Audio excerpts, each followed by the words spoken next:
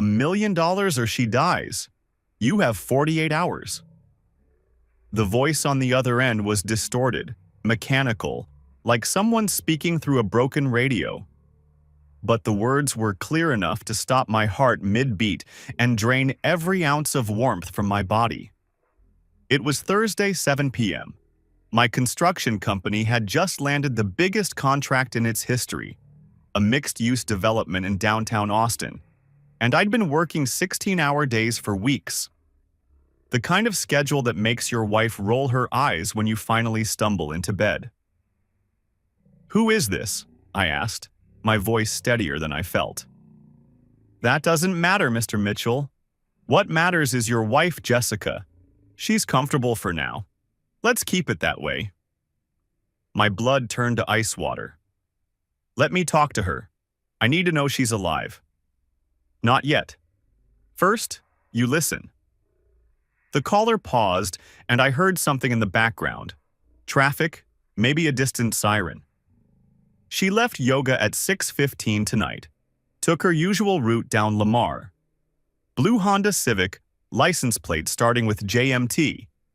She was wearing black leggings and a gray tank top, the one with the small hole near the hem. Left side, about 3 inches from the bottom. My stomach dropped through the floor. That hole had been there for months. Jessica kept meaning to throw the shirt away but never got around to it. She joked about it just last week, said it was her lucky yoga shirt. "What do you want?" My voice came out rough, scraped. $1 million. Cash. Small bills. Nothing larger than a 50. No police, no FBI, no private security. We're watching you, Mr. Mitchell. We know your background. Army Ranger, served 2 tours overseas, decorated soldier. Don't try to be a hero. Heroes get their wives killed. How do I know she's even alive? How do I know this isn't... You don't. That's the point. But I'll tell you this. She's comfortable. She's being treated well. Keep it that way by following instructions. I'll call tomorrow with delivery details. The line went dead. I sat there for maybe 3 seconds, processing. The room felt different suddenly. The familiar space of my home office transformed into something foreign and threatening. Then instinct took over. 8 years of military training flooding back like muscle memory. Assess, adapt, act. I called Jessica's cell. Straight to voicemail. Called again. Voicemail. 3rd time, 4th time, 5th time. Nothing but her cheerful recorded message telling me she'd call back soon. Each unanswered ring was a hammer blow to my chest. I was already moving through the house, checking for signs of her. Purse, gone. Yoga bag, gone. Her keys weren't on the hook by the door. Her location sharing on our phones, disabled. I'd noticed that last week, but hadn't thought much of it. She said it was draining her battery, that she didn't need me tracking her every movement like some paranoid husband. I'd believed her. Why wouldn't I? I called her friend Melissa, keeping my voice casual. "Hey, Mel, have you heard from Jess tonight?" "Not since this morning. We texted about brunch on Sunday. Is everything okay? You sound weird." "Yeah, just trying to track her down. You know how she loses track of time at that studio." "True. Those hot yoga sessions go forever. I'm sure she's fine, Ryan.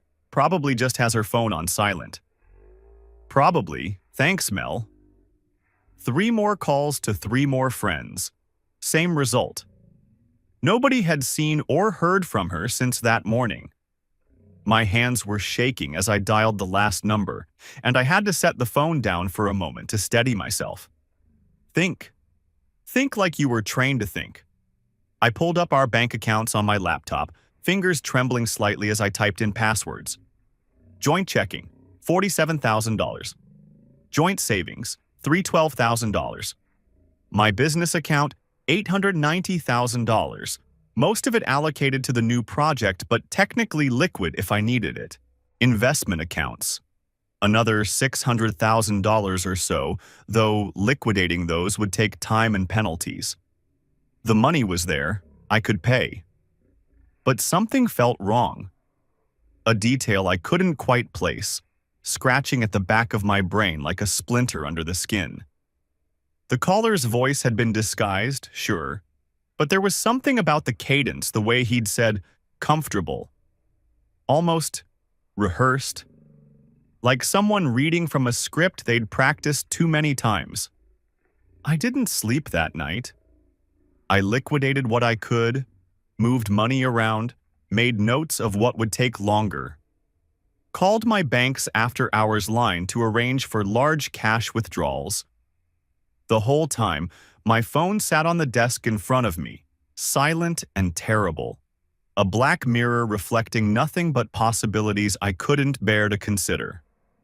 At 3 a.m., I called Jessica's mother in Houston, keeping my voice light despite the darkness clawing at my throat. "Ryan, is everything all right? It's the middle of the night." "I know, Patricia. Sorry to wake you. Just working late and couldn't sleep." "Hey, have you heard from Jess today? She mentioned calling you about Thanksgiving plans, and I wanted to make sure she remembered." "No, honey. I haven't talked to her since last weekend. She seemed fine then, though she did mention you two had been busy lately." "Is something wrong?" "Nothing's wrong. I'm sure she just got busy. Tell Bill I said hello." "Ryan, you're worrying me. Is everything okay between you two?" "Everything's fine, Patricia. Really. Go back to sleep. Sorry I called so late." I hung up before she could ask more questions. The lie sat heavy in my stomach, but it was necessary. "No police," the caller had said. No one else.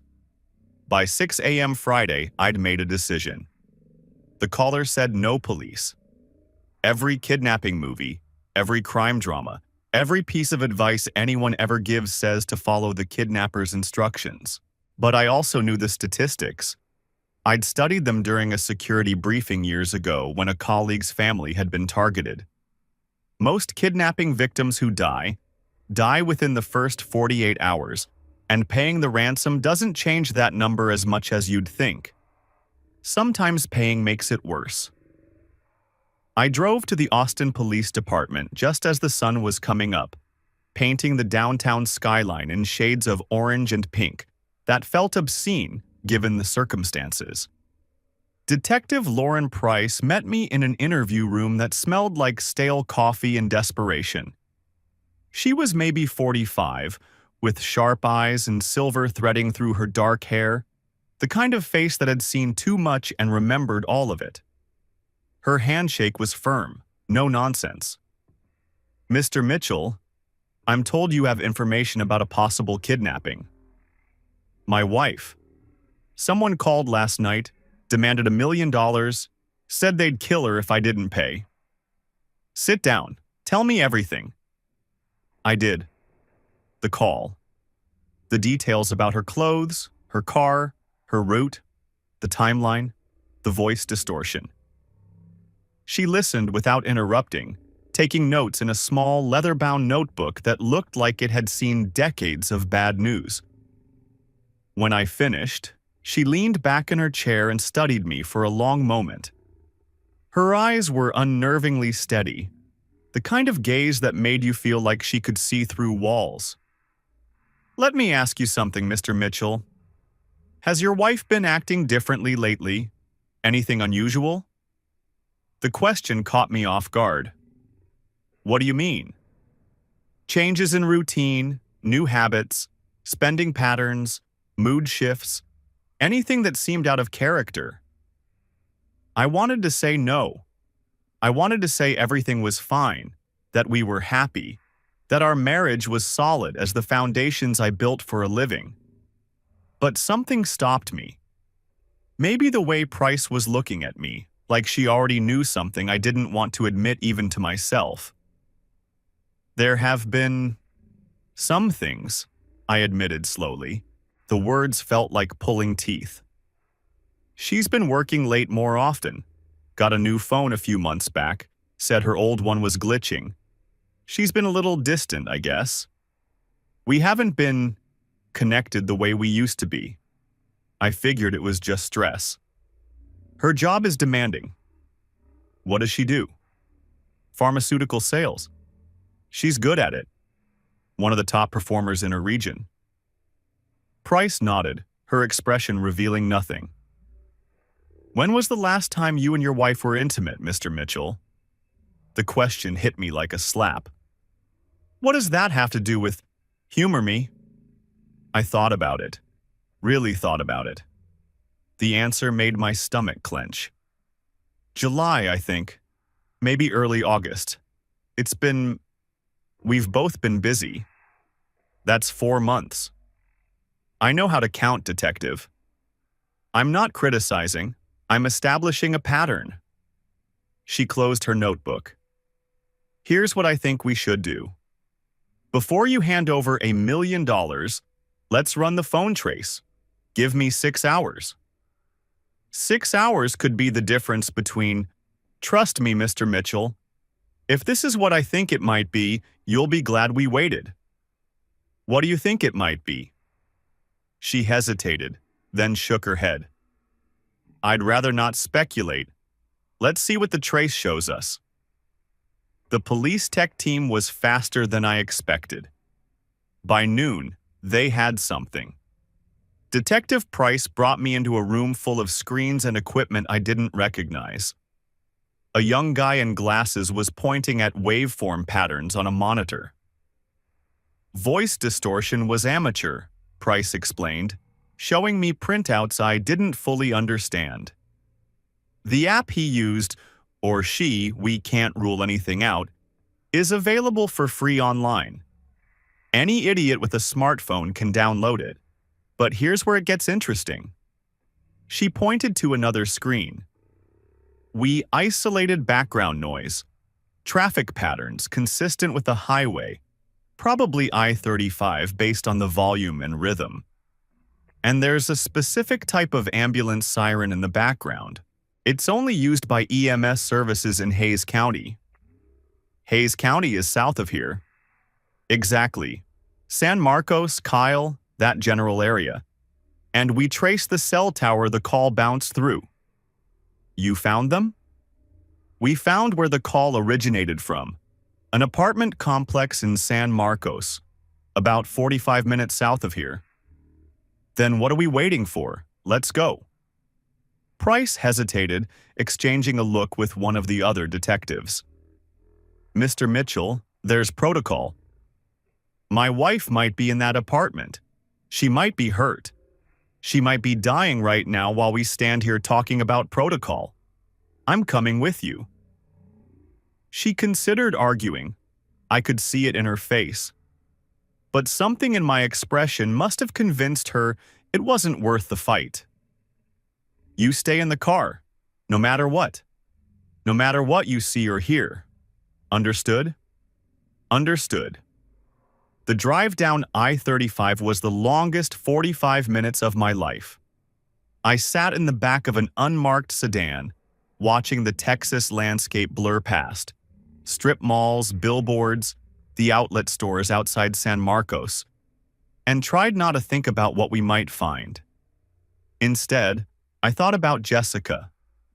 Our wedding day, 6 years ago, how she'd laughed when I fumbled the ring, how her father had cried during his toast, how we'd danced until 2 a.m. and then made love in the honeymoon suite like the world outside didn't exist. The trip to Hawaii for our first anniversary, where she got sunburned so badly she couldn't sit down for a week. I'd spent hours applying aloe vera to her shoulders while she cursed the tropical sun in increasingly creative ways. The miscarriage 3 years ago. A loss that had hollowed something out in both of us. Something we'd never quite been able to fill back in. She'd stopped talking about it after a few months. I thought she'd healed. Maybe she'd just learned to hide it better. I thought about how she'd started pulling away after that, how the silences between us grew longer, How she came back from a work conference in San Marcos last month, wearing a new perfume I didn't recognize. San Marcos. The realization hit me like a punch to the gut, but I pushed it down. Couldn't think about that now. Couldn't let myself go there. Focus on the mission. Assess, adapt, act. Sunstone Apartments was a mid-range complex, the kind that advertised granite countertops and a community pool. We pulled up at 3:15 p.m., and I watched from the car as tactical officers in body armor stacked up outside Unit 4B on the second floor. There was a dream catcher hanging in the window. Jessica had always loved dream catchers. She had 3 of them in our bedroom at home. No, stop it.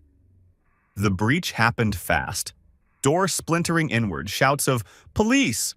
The whole routine I'd seen 100 times in training exercises overseas. I gripped the door handle, every instinct screaming at me to move, to help, to do something. I waited. No screams, no gunshots, no sounds of struggle. What I heard instead was laughter. And then a woman's voice, high and indignant. "What the hell? Get out! Get out of my apartment!" Detective Price's voice crackled over the radio on the front seat. The words I'll never forget as long as I live. "Mitchell, you need to come up here." Every step up those stairs felt like walking through wet concrete. My legs didn't want to move. My brain was sending warning signals my body refused to process. Some part of me, the part that had been trained to assess threats and calculate outcomes, already knew what I was going to find. Had probably known since that call last night, if I was honest with myself. The apartment door was hanging off its hinges, wood splintered where the ram had hit it. Inside, the scene was almost romantic.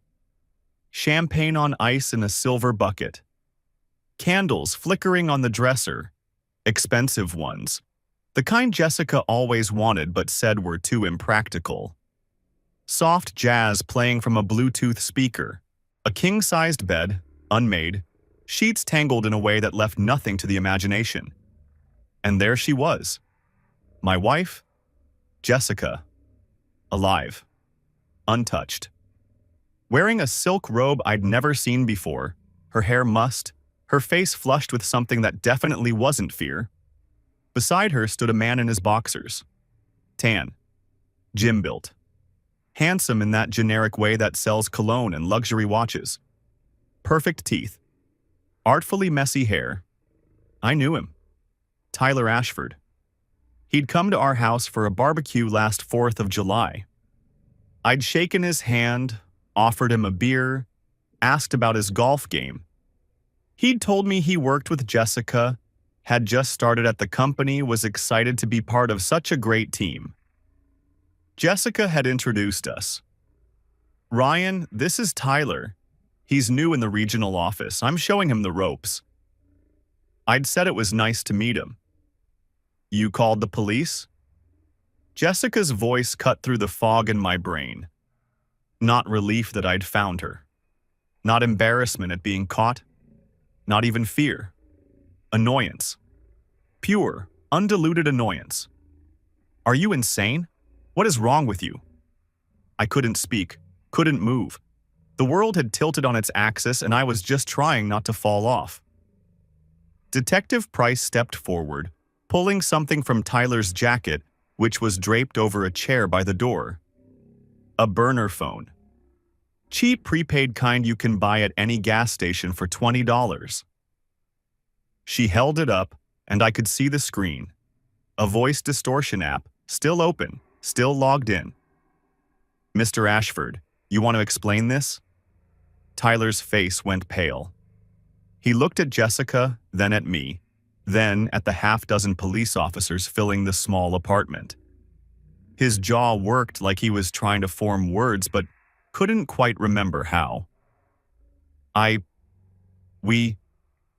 This isn't what it looks like." "Really?" Price's voice was dry as desert sand. "Because it looks like you and Mrs. Mitchell here staged a fake kidnapping to extort $1 million from her husband. It was supposed to be simple. Jessica crossed her arms, her chin lifting in that defiant way I used to find charming, back when I was an idiot who didn't know his wife was planning to steal his life savings. Take the money, disappear, start fresh in Costa Rica. You were never going to give me what I wanted anyway, Ryan. This was just expediting the process. What you wanted. My voice came out cracked, foreign to my own ears. What the hell does that mean? A life, Ryan. An actual life. You work. That's all you do. 6 in the morning until 10 at night, weekends, holidays, every spare minute. I was drowning in that house, dying of loneliness, and you didn't even notice. You never noticed anything. So you faked your own kidnapping, made me think you were dead or dying, made me sit up all night terrified that some stranger was hurting you. For money. I deserve it. Half of everything is legally mine anyway. That's community property law. This was just expediting the process. I looked at Tyler, who had the good sense to look terrified. His gym-built body seemed smaller somehow, deflated. And you. You came to my house. You ate my food. You drank my beer. You smiled at me like we were friends. You shook my hand and told me how great it was to work with my wife. Ryan, listen, I don't. The word came out sharp enough to cut glass. Don't say my name. Don't talk to me. Don't even look at me. I turned to Detective Price. What happens now? Now we read them their rights and take them downtown. Charges include extortion, filing a false police report, conspiracy to commit fraud. Maybe more, depending on what the DA decides. Jessica's face finally showed something other than annoyance. Fear. Real fear. Wait. No! Ryan, you can't do this. I'm your wife. You were my wife. You stopped being my wife the moment you made that phone call. This is your fault, she was screaming now as the officer approached with handcuffs. You made me do this. You and your precious company, your endless work, your complete inability to see anything beyond your own. I was already walking away. I couldn't look at her anymore. Down the stairs. Past the neighbors who had gathered to watch the commotion. An elderly woman in a housecoat, a young guy with a beer, a mother holding her toddler's hand. Their eyes followed me like I was the show, the entertainment for their Thursday afternoon. Into the fading Texas sun. The sky was turning orange and pink, beautiful in a way that felt like mockery. I didn't look back. The house felt different when I got home that night. Same furniture, same walls, same pictures on the mantle, our wedding day, our trip to the Grand Canyon, her family Christmas 2 years ago. But it all felt contaminated now, like evidence from a crime scene I'd been too blind to see. I walked through every room. The kitchen where she'd made me breakfast on Father's Day, even though we didn't have kids. The living room where we'd watched movies on rainy Sundays. The bedroom where we'd made love and then, gradually, stopped. I found things I'd missed before. A receipt in her jacket pocket for dinner at a restaurant I'd never heard of. 2 entries, 2 drinks, a new matching underwear set stuffed in the back of her drawer, the tag still on, never worn for me. A small notebook in her nightstand with dates and numbers I didn't understand. I didn't cry. I didn't drink, though the bottle of bourbon in the cabinet called to me. I just sat in the dark for a long time, letting my training take over. When the mission goes wrong, you don't panic. You assess. You adapt. You overcome. Around midnight, I started making a list. Saturday morning, I called David Park, a divorce attorney whose name I'd gotten from a buddy at the VFW. His reputation was legendary, the kind of lawyer who made opposition counsel consider early retirement. "Ryan Mitchell," I said when he answered. "I need to hire you. My wife is in county lockup for faking her own kidnapping to steal $1 million from me." There was a long pause. "Well, that's certainly a new one. I've handled a lot of divorces, Mr. Mitchell, but I don't think I've ever heard that particular opening line before. Come to my office. Bring everything. Bank statements, phone records, anything you have. And don't talk to anyone else before you talk to me." David's office was in a downtown high-rise with a view of the Capitol building. He was maybe 52, with silver hair and the calm, predatory demeanor of a man who had destroyed hundreds of opposing parties without ever raising his voice. His handshake was firm, his eye contact steady. "Here's the situation," he said, after I'd finished telling him the whole story. "Your wife is facing criminal charges, multiple felonies. In a divorce proceeding, that gives you enormous leverage, more than most people get even in the worst cases. Texas is a community property state, which means everything you accumulated during the marriage is theoretically split 50-50. But fault still matters. And adultery plus attempted extortion plus conspiracy? That's about as much fault as any judge has ever seen. What do I need to do? First, we freeze joint accounts. Everything. She doesn't get to touch a dime until this is sorted out. And by sorted out, I mean finalized in your favor. Second, we secure your business assets. Make sure she can't claim any stake in the company, which given the circumstances shouldn't be difficult. Third, we document everything. Every suspicious purchase, every unexplained absence, every lie she told. The more we have, the stronger our position." He made some calls, typed some things into his computer, and then frowned, a deep furrow appearing between his eyebrows. "Ryan, did you authorize any cash withdrawals from your joint savings account over the past 6 months?" "No. Why?"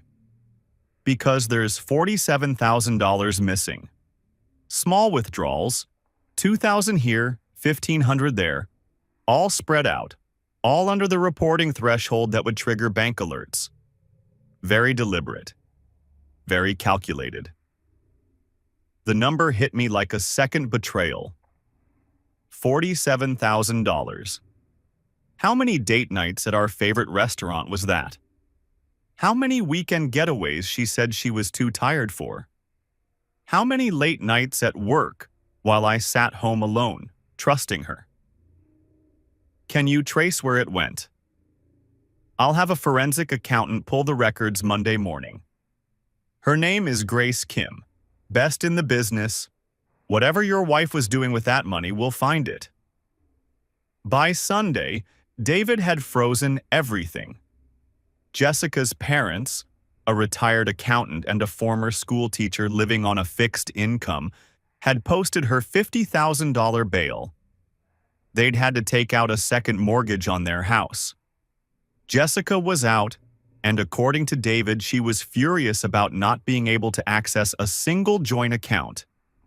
Good. Let her be furious.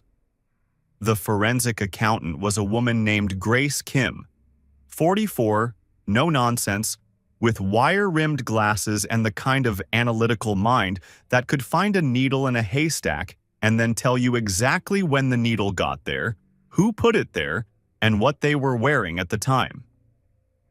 The $47,000 went to a private account in your wife's maiden name, Grace reported Monday afternoon. We were sitting in David's conference room, financial documents spread across the table like a crime scene. From there, it paid rent on that San Marcos apartment. $8,000 a month for the last 8 months. That's a nice place, by the way. Much nicer than you'd expect. Also paid for furniture, utilities, and what looks like regular grocery deliveries. 8 months. The affair had been going on for 8 months. She'd been planning this for more than half a year, maybe longer. Every time she'd kissed me goodbye, every time she'd said she loved me, every time she'd complained about being tired from work, lies. All of it. There's more. Grace slid a folder across the table. She also opened 3 credit cards in your name, used your social security number, spouses have access to that sort of thing, and forged your signature on the applications. Total balance across all 3, $23,000. Isn't that fraud? For unmarried people, absolutely criminal fraud. For married couples, it's murkier. Spouses have implied authority to open joint accounts in many cases. The law assumes you trust each other. She said this last part with a dry humor that suggested she'd seen too many cases where that assumption proved wrong.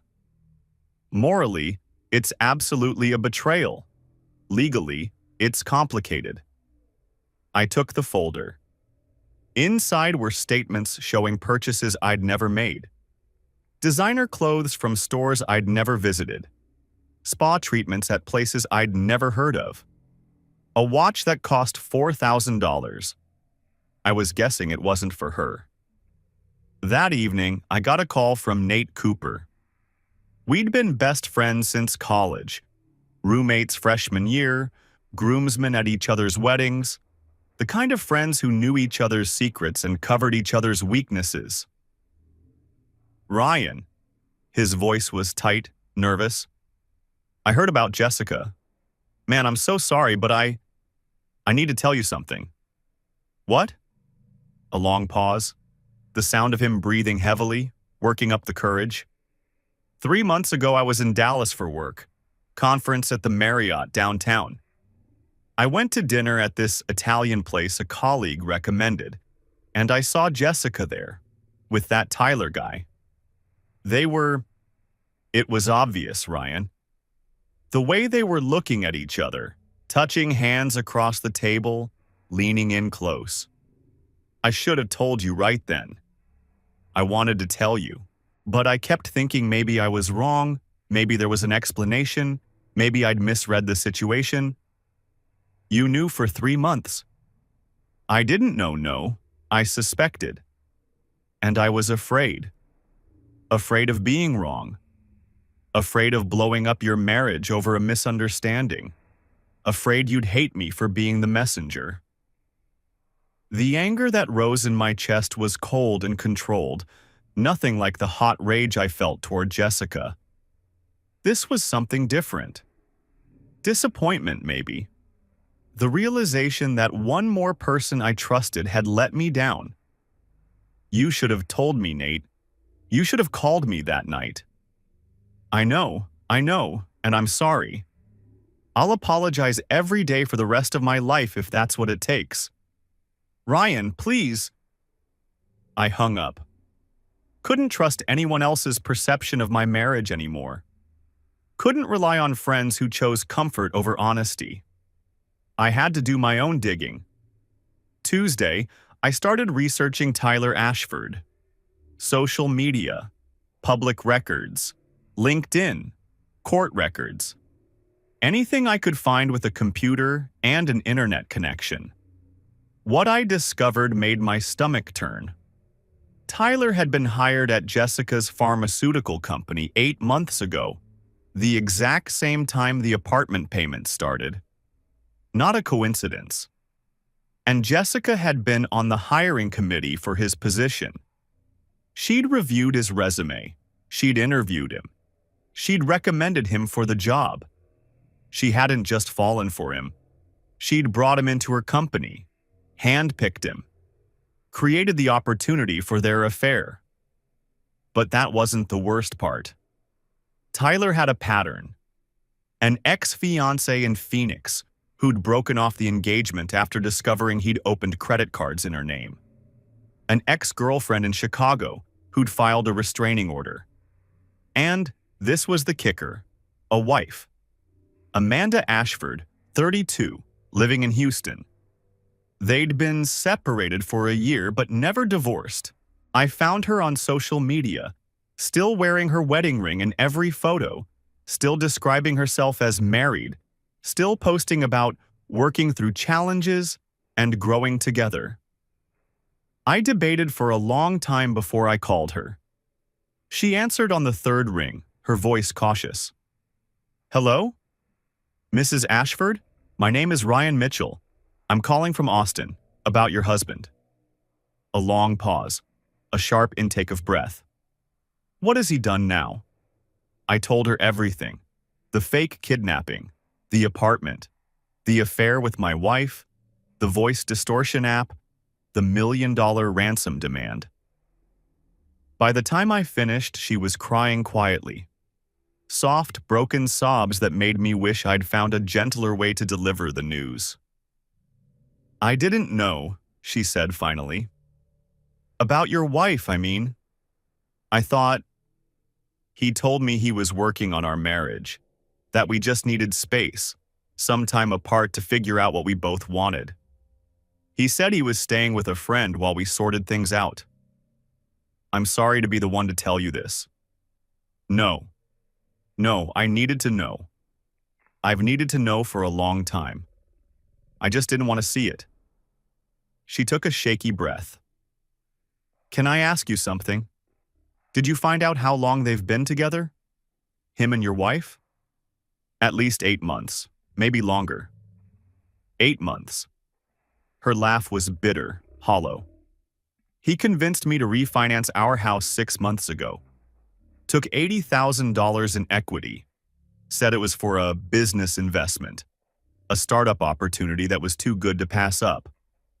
I'm guessing that investment was your wife's apartment." The picture was getting clearer.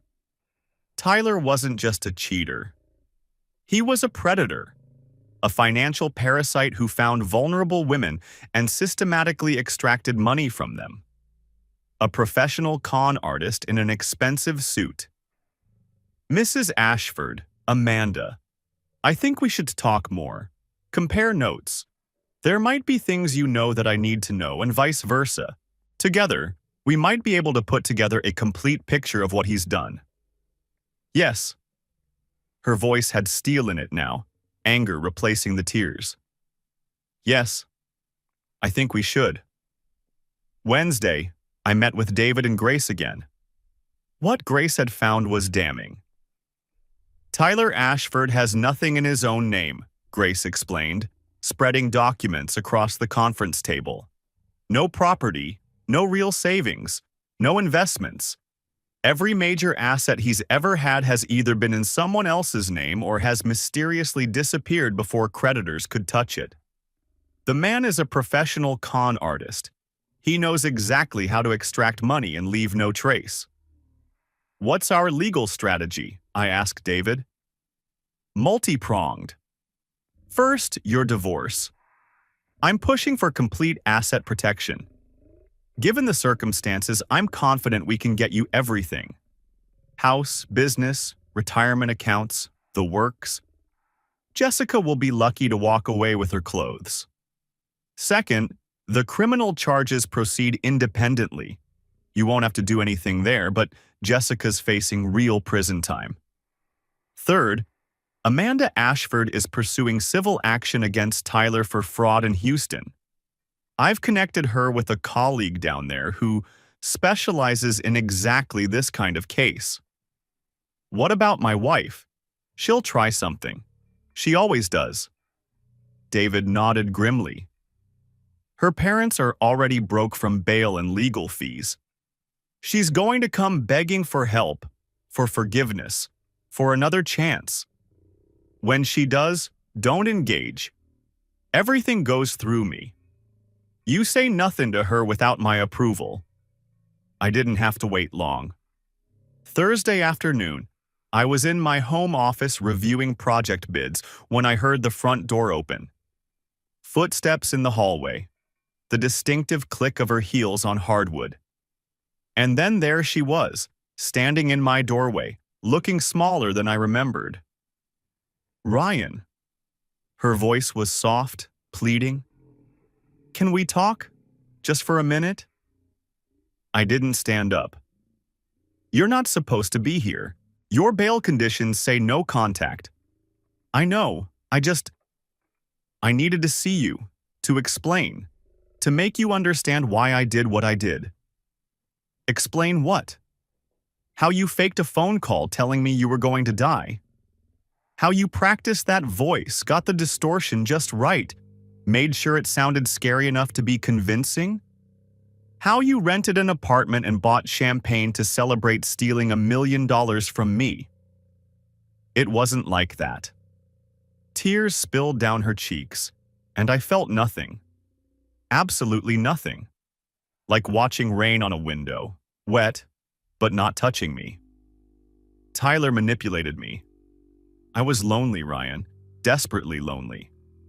You were never home. You were always working, always stressed, always too tired to talk, to connect, to be present. I felt invisible in my own marriage. And then Tyler came along and made me feel special, made me feel wanted, made me feel like I mattered. So this is my fault. That's not what I'm saying. I'm saying I was vulnerable and he took advantage of that vulnerability. The kidnapping thing, that was his idea, all of it. He said it was the only way we could be together, the only way to get enough money to start fresh. He said you'd never let me go otherwise, that you'd fight the divorce, that you'd drag it out for years. You could have asked. You could have just asked for a divorce. I tried. Remember last spring? I said we needed to talk about our future, and you said later. I said I was unhappy, and you said things would calm down after the project finished. I said I felt disconnected, and you bought me flowers and thought that fixed everything. So, because I didn't read your mind, you decided to fake your own kidnapping and steal $1 million. I know, and I'm sorry. But Ryan, please, I'm begging you. Can't we find a way to work through this? Maybe therapy, maybe a separation, maybe work through this? I finally stood, and she took an instinctive step back. You threatened your own death for money. You packed champagne to celebrate my suffering. You had some stranger call me and tell me you might die. What exactly do you think therapy would fix? I made a mistake. That wasn't a mistake. Forgetting to buy milk is a mistake. Sending an email to the wrong person is a mistake. This was planning. This was 8 months of deliberate deception. You made 100 decisions every single day to betray me. And now you want to call it a mistake? I reached into my desk drawer and pulled out the divorce papers David had prepared. Sign these. Walk away. Whatever happens with the criminal case, that's between you and the DA. But this marriage is over. She stared at the papers, her face crumbling. Then something shifted in her expression. A calculation I recognized, the look she got when she was about to play her trump card. I'm pregnant. The words hung in the air between us like poison gas. It's yours, she continued quickly, her voice gaining confidence. I know things have been difficult between us, but we were together in August, remember? After your birthday dinner? We had too much wine and we made love on the couch and it was good, wasn't it? The baby is yours, Ryan. You can't just... We haven't been intimate since July. She stopped. Her mouth opened and closed. I know exactly whose baby that is, Jessica. And it isn't mine. For a long moment, she just stood there, caught in her own lie. Then the mask finally cracked. The pleading, the tears, the manipulation. All of it fell away, replaced by something raw and ugly. The real Jessica, maybe. The one I'd never seen before. You think you've won? Her voice was low, venomous. You think you can just throw me away like garbage? I gave you 6 years of my life. I supported your stupid company when it was nothing. I smiled at your boring clients and listened to your army buddies' war stories and pretended to care about your family's drama. I earned half of everything you have. You earned a prison sentence, Now get out of my house." She left, but her words echoed long after the door slammed shut. Friday, 1 week after the raid, Detective Price called me. "Off the record," she said. "I thought you should know what's happening with the case." "I appreciate that, Detective. What's going on?" "The DA is going hard on this one. Fake kidnapping cases are relatively rare, and when they happen, prosecutors like to make examples. Both of them are looking at multiple felony charges: extortion, conspiracy, filing a false police report. Could be more depending on what else turns up." "Good. There's something else. Tyler's already trying to cut a deal. His lawyer came in yesterday with a proffer. He wants to throw your wife under the bus, claims she was the mastermind, that he was just a lovesick idiot who got manipulated." "Was she the mastermind?" Price paused. "Does it matter? They both made choices. They both executed a plan designed to terrorize you and steal your money. The question of who thought of it first is almost academic. But if Tyler testifies against her, then she's the one holding the bag. His cooperation buys him a lighter sentence. She takes the full weight of the prosecution's case." I thought about Jessica sitting alone in a courtroom while Tyler, the man she'd thrown away her marriage for, pointed fingers and told lies to save himself. "Good," I said again. And I meant it. That weekend, Amanda flew to Austin from Houston. We met at a coffee shop downtown, a quiet place with good espresso and booths that offered privacy. Two strangers bound together by the same betrayal, the same lies, the same predator in an expensive suit.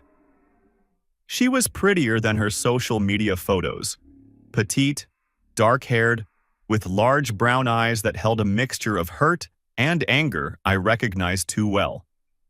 She gripped her coffee cup like a lifeline. "There was someone before your wife," Amanda said without preamble. "A woman in California. Tyler dated her while we were still supposedly working on our marriage. I found out about her later, after everything blew up." "How did you find out?" "She tracked me down. Sent me a Facebook message out of nowhere. Her name was Rachel. She'd almost lost her house because of him. He talked her into co-signing a loan for his business venture, then disappeared when the payments came due. She wanted to warn me, but by then I'd already refinanced our house and handed him $80,000. What happened to Rachel? She's still recovering. Had to move in with her parents at 42 years old. Her credit is destroyed. She says she'll be paying off Tyler's mess for another decade." Amanda's voice was bitter. "She tried to warn me, and I didn't listen. I thought she was just a jealous ex making trouble." "How did you stay with him after finding out?" "He convinced me she was the problem, that she was obsessed with him, that she was mentally unstable, that she was making up stories because she couldn't accept that he didn't want her anymore. He said I was the only one he'd ever really loved, that he'd made mistakes, but I was different." Amanda shook her head, her jaw tight with self-recrimination. "I was an idiot. You were conned by a professional. There's a difference." "Maybe, but I still should have seen it. There were signs everywhere. I just didn't want to look at them." We spent 3 hours going over everything: bank records, timelines, the patterns of manipulation Tyler had used on all of us, the love bombing at the beginning, the gradual isolation from friends and family, the systematic financial entanglement that made it harder and harder to leave. "He does this thing," Amanda said, leaning forward. "He creates urgency. Everything is time-sensitive. Everything needs to happen now. There's never a chance to stop and think. The refinancing. He said we had 48 hours to lock in the rate or we'd lose thousands. The apartment your wife rented, I bet she felt like if she didn't act fast, she'd lose her chance at happiness. 48 hours. The same timeline from the kidnapping call. Jessica hadn't been a mastermind. She'd been a mark. Tyler had targeted her, identified her vulnerability, exploited her loneliness, and turned her into a willing accomplice to her own destruction. But that didn't make her innocent. It didn't make me feel sorry for her. She'd made her choice, eyes wide open. She'd faked a phone call telling me she might die. She'd packed champagne to celebrate my suffering. The why didn't erase the what. Before Amanda flew back to Houston, we exchanged information with Rachel in California. The three of us formed an informal network, sharing what we knew, documenting Tyler's patterns, preparing for whatever legal battles lay ahead. "We should warn people," Rachel said during our first conference call.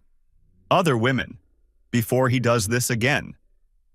"He's facing prison time," I said. "Even with a plea deal, he'll be locked up for years. And then he'll get out, and he'll do it again." Men like Tyler don't stop because they got caught once. They learn from their mistakes and get better at hiding. She was right. I knew she was right. The weeks that followed were a masterclass in watching consequences unfold. Jessica worked in pharmaceutical sales for a major company, the kind of job that required background checks, security clearances, and a spotless reputation. Once the felony charges became public, and in Texas, arrest records are public, she was immediately placed on administrative leave. Within a month, she was terminated. The official reason was violation of company ethics policy. The real reason was that no pharmaceutical company wants a salesperson who's facing extortion charges. It's bad for the brand. Tyler was fired 3 days after his arrest. But that wasn't the interesting part. Grace Kim called me with news that actually made me smile for the first time in weeks. Tyler was expensing the affair on his company credit card, she said, barely containing her amusement. Dinners at upscale restaurants, hotels in Austin and San Antonio. The San Marcos apartment was listed as a client entertainment expense. His former employer just discovered 18 months of fraudulent expense reports. How much? Nearly $40,000. They're pursuing civil action and cooperating with the DA. He's looking at additional charges. The pharmaceutical industry is a small world. Everybody knows everybody, and gossip travels faster than email. By the time the dust settled, everyone in the Texas region knew what had happened.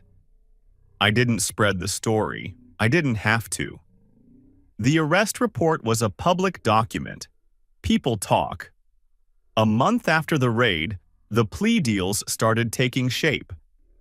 Tyler's lawyer approached the DA with an offer. Full testimony against Jessica in exchange for reduced charges. He claimed she masterminded everything. He was just going along with it to help her escape an abusive marriage. Abusive. The word made me want to put my fist through a wall. I'd never raised my hand to Jessica. Never even raised my voice until the day I found out the truth. The closest I'd come to violence in our marriage was aggressive lawn mowing. Jessica's lawyer approached me through David. She wants to negotiate, David told me over the phone. She'll sign any divorce terms you want. Complete capitulation, if you ask the DA to go easy on her. I'm not the DA. That's what I told them. Good.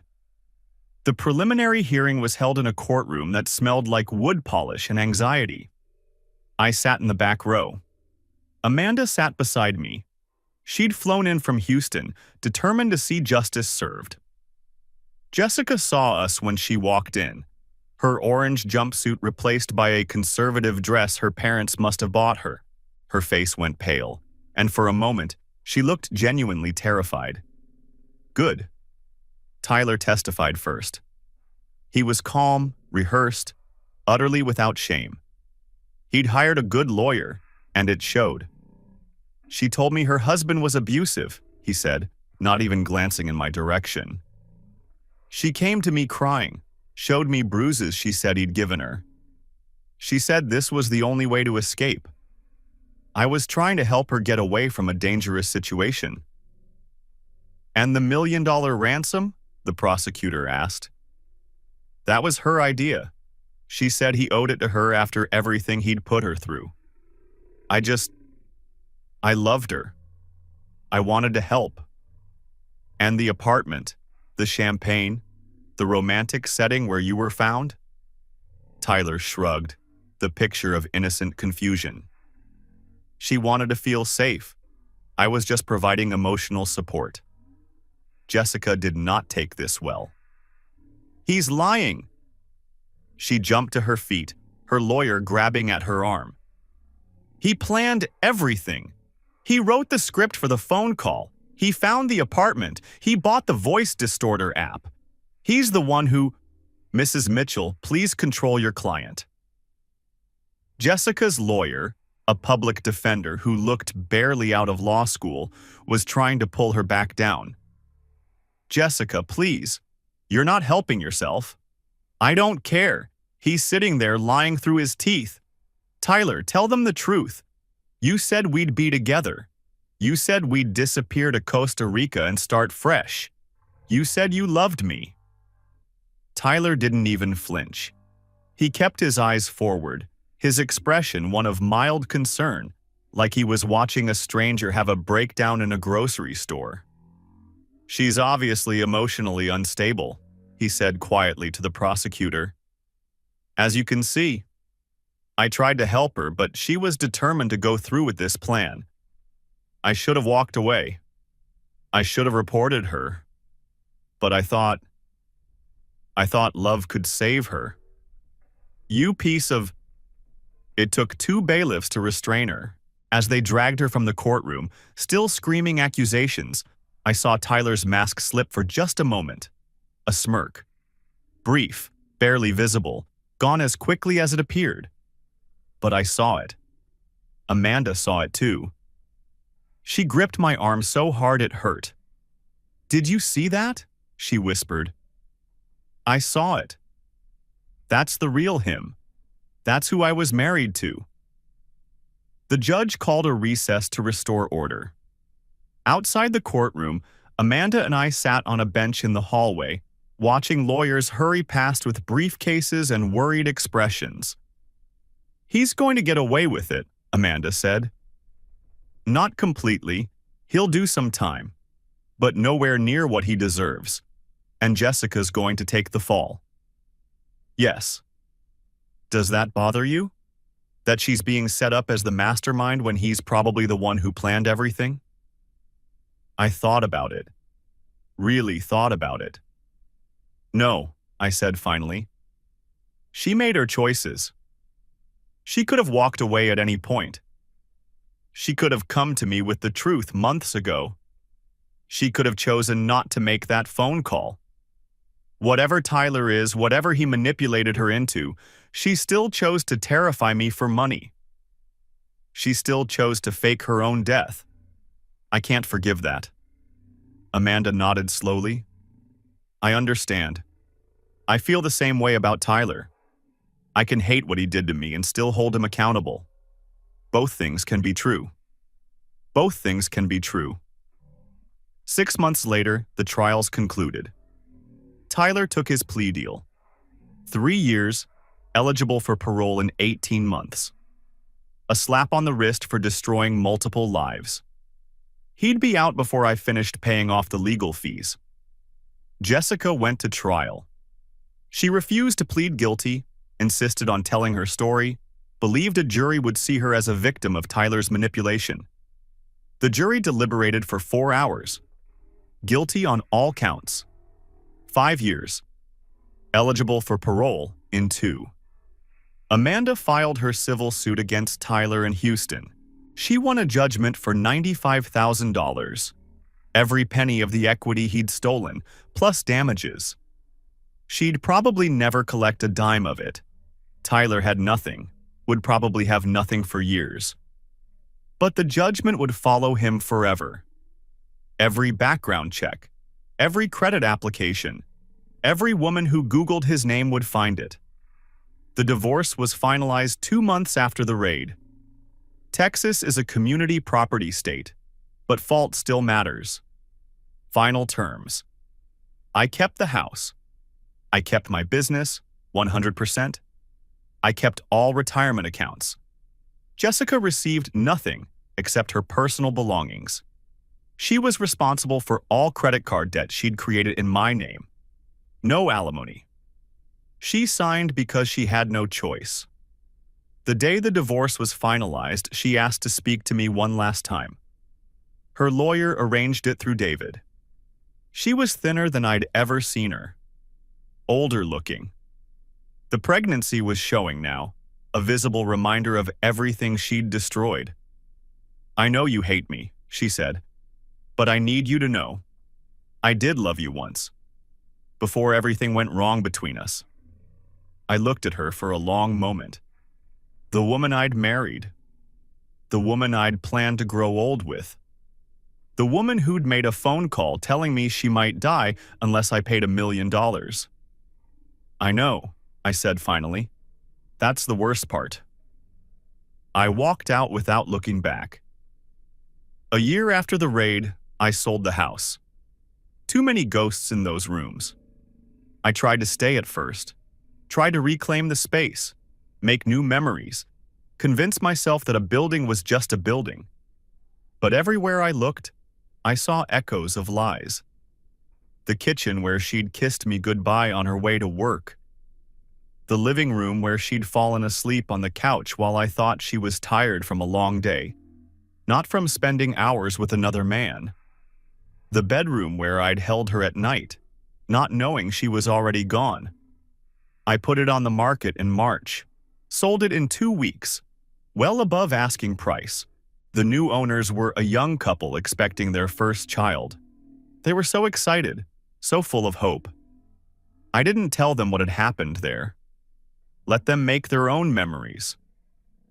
I bought 30 acres outside Austin, raw land with a view of the hills and nothing but sky in every direction. No neighbors for a mile. No memories. Just potential. I built a new house myself. Literally. With my own 2 hands, from foundation to finish. It took me 6 months, working evenings and weekends, sometimes until my muscles screamed and my vision blurred. Every nail I hammered was a small act of rebuilding. Every board I measured and cut was therapy that actually worked. Every callus and splinter was evidence that I was still here, still capable, still alive. I did the foundation first. Concrete poured on a crisp October morning, the kind of day when the Texas sky is so blue it hurts to look at it. I did the framing next, working from plans I'd drawn myself, modified 3 times as I went. The roof took the longest. I'd never done a roof before, and I made mistakes I had to tear out and redo. But I learned. I got better. And when I finally stood inside that finished house, looking out through windows I'd installed myself at the hills I now owned, I felt something I hadn't felt in a long time. Pride. Clean, simple pride in what I'd built. My company thrived despite everything, or maybe because of it. I threw myself into work with an intensity that surprised even me. I promoted my best project manager to partner, a woman named Valerie who'd been with me for 5 years and had earned it 10 times over. She'd covered for me during the worst of the divorce, had never asked questions, had simply kept the business running while I fell apart and rebuilt myself. The downtown development came in under budget and ahead of schedule. We landed 3 more major contracts before the year was out. The Austin Business Journal did a profile on us. I gave all the credit to Valerie and my team. I started volunteering at a veterans organization on weekends, a nonprofit that helped guys transitioning out of service. Teaching construction skills mostly, framing, drywall, basic electrical, the kind of practical knowledge that could lead to a job, a career, a future. It felt right. These were men who understood what it meant to have your world turned upside down, to lose your identity and have to build a new one from scratch. They didn't ask about my divorce. I didn't ask about their deployments. We just worked together, building things. And sometimes that's all the therapy anyone needs. I ran into Detective Lauren Price at a coffee shop one Saturday morning. She was off duty, wearing jeans and a faded UT t-shirt, and for a moment I almost didn't recognize her. "Mitchell," she smiled. "You look good. Better than before." Before, I thought my wife was being tortured to death. Fair point. She sat down across from me, and we talked for almost 2 hours. About the case, about life, about starting over after everything falls apart. When we said goodbye, she handed me her card. "If you ever want to grab dinner, or if you need anything, I might take you up on that. You're the only victim I've ever seen come out stronger from something like this." I thought about that. I'm not a victim, I'm a survivor. She smiled. "Yeah, I think you are." 2 years after the raid, a letter arrived. Postmarked from a state prison, Jessica's handwriting, 3 pages, an apology, an explanation, a request. She'd found religion in prison. She understood now what she'd done. She wanted forgiveness. She wanted me to come visit. She wanted me to write a letter supporting her parole. I read it once, sitting on the porch of the house I'd built with my own hands. Then I burned it. Watched the paper curl and blacken in my fireplace, embers floating up into the night. The next morning, my phone buzzed. A text from Amanda. "Judgment against Tyler renewed. He tried starting over in Florida. New target. She found out in time. Thank you for everything." I smiled. The network we'd built was still working, still protecting people. A truck came up the driveway, dust clouds trailing behind it. Nate Cooper stepped out, looking nervous. We hadn't spoken in almost 2 years. "I know I don't deserve anything from you," he said, "but I wanted to see if we could start over." I looked at him for a long moment. My oldest friend, the man who saw my wife cheating and said nothing. Some things can't be fixed, but some things can. The difference is knowing which is which. I opened the door. "Coffee's hot,"